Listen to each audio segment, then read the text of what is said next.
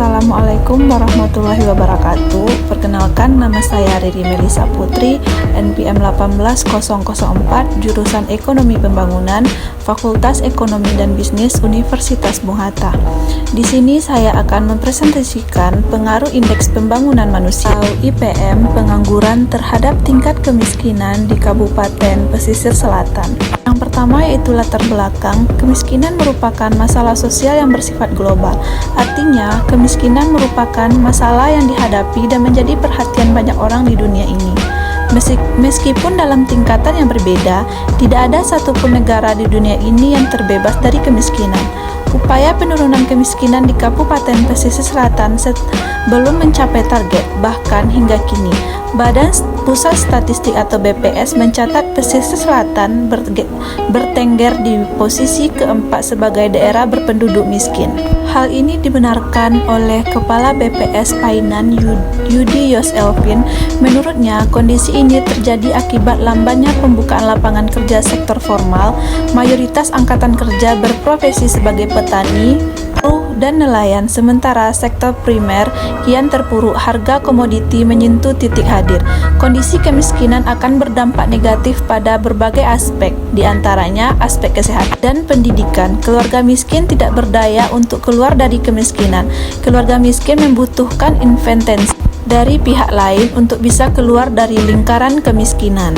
Selanjutnya, perumusan masalah. Yang pertama, bagaimana pengaruh tingkat pengangguran terhadap tingkat kemiskinan di Kabupaten Pesisir Selatan. Yang kedua, bagaimana pengaruh IPM terhadap tingkat kemiskinan di Kabupaten Pesisir Selatan. Tujuan penelitian. Pertama, penelitian ini bertujuan untuk mengetahui pengaruh tingkat pengangguran terhadap tingkat kemiskinan di Kabupaten Pesisir Selatan. Yang kedua, penelitian ini bertujuan untuk mengetahui pengaruh Indeks Pembangunan Manusia terhadap tingkat kemiskinan di Kabupaten Pesisir Selatan. Selanjutnya, metodologi dan sumber data. Data yang digunakan dalam penelitian ini adalah data sekunder. Teknik olah data yang digunakan adalah analisis regresi nilaiar berganda. Sumber data dari Badan Pusat Statistik atau BPS. Data yang digunakan adalah data kemiskinan dan Indeks Pendapatan Manusia atau IPM, pengangguran dan kemiskinan di Kabupaten Pesisir Selatan.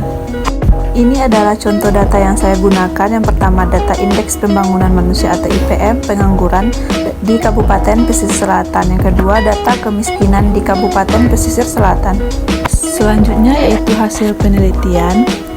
Berdasarkan hasil estimasi persamaan regresi linier berganda dapat disimpulkan: 1. Hasil estimasi persamaan regresi linier berganda diperoleh konstanta sebesar 6.905471 jika variabel Indeks Pembangunan Manusia X1, pengangguran X2 sama dengan 0, maka kemiskinan naik sebesar 6.905471. Yang kedua, hasil estimasi persamaan regresi menghasilkan nilai koefisien dari Indeks Pembangunan Manusia X1 0.357085.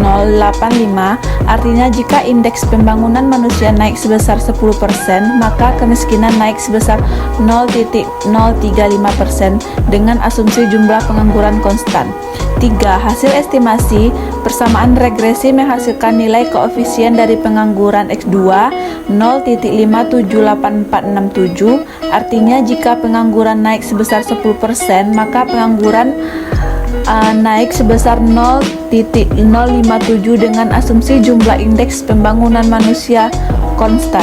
Selanjutnya yaitu uji normalitas. Uji normalitas adalah sebuah uji yang dilakukan dengan tujuan untuk menilai sebaran data pada sebuah kelompok data atau variabel. Apakah sebaran data tersebut berdistribusi normal atau tidak.